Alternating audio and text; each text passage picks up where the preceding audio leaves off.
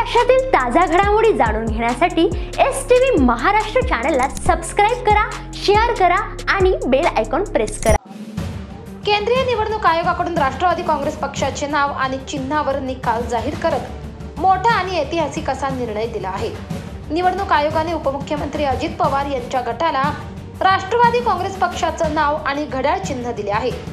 केंद्रीय निवडणूक आयोगाच्या या निर्णयाने आता शरद पवार गट चांगलाच आक्रमक झाल्याचं बघायला मिळत आहे। सध्याच्या राजकारणात राष्ट्रवादीचे सर्वेसर्वा असलेल्या शरद पवारांसाठी हा सर्वोच्च धक्का मानला जातोय।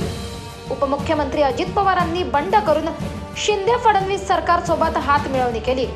तेवढंच नाही तर एकनाथ शिंदे आणि देवेंद्र फडणवीस यांच्या मांडीला मांडी लावून उपमुख्यमंत्रीपदी अजित पवार विराजमान झाल्याने धुळ्यात राष्ट्रवादी काँग्रेसचे कार्यकर्ते आक्रमक झालेत। निवडणूक आयोगाने दिलेल्या राष्ट्रवादीच्या निकालाबाबत आज शरद पवार गटाचे पदाधिकारी धुळ्यात आक्रमक झाल्याचं पाहायला मिळत आहे। यावेळी धुळे शहरातील महात्मा गांधी पुतळा परिसरात राष्ट्रवादी काँग्रेस शरद पवार गटाच्या कार्यकर्त्यांच्या वतीने निदर्शने करण्यात आली। यावेळी शरद पवार गटाच्या पदाधिकाऱ्यांनी आणलेल्या बॅनरवर नरेंद्र मोदी, अमित शाह, देवेंद्र फडणवीस आणि अजित पवार यांचे फोटो होते।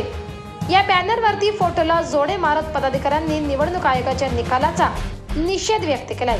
यावेळी पोलिसांनी हे बॅनर जप्त करत हे आंदोलन थांबवण्याचा प्रयत्न केला। की राष्ट्रवादी काँग्रेस पक्ष कोणाचा आहे, त्याचे संस्थापक कोण आहे एवढं सुद्धा माहीत असताना सुद्धा या ठिकाणी धोकेबाजपणाने निवडणूक आयोगाने निर्णय घेतलेला आहे। याचा निषेध आम्ही राष्ट्रवादी काँग्रेस पक्षाच्या वतीने करतो।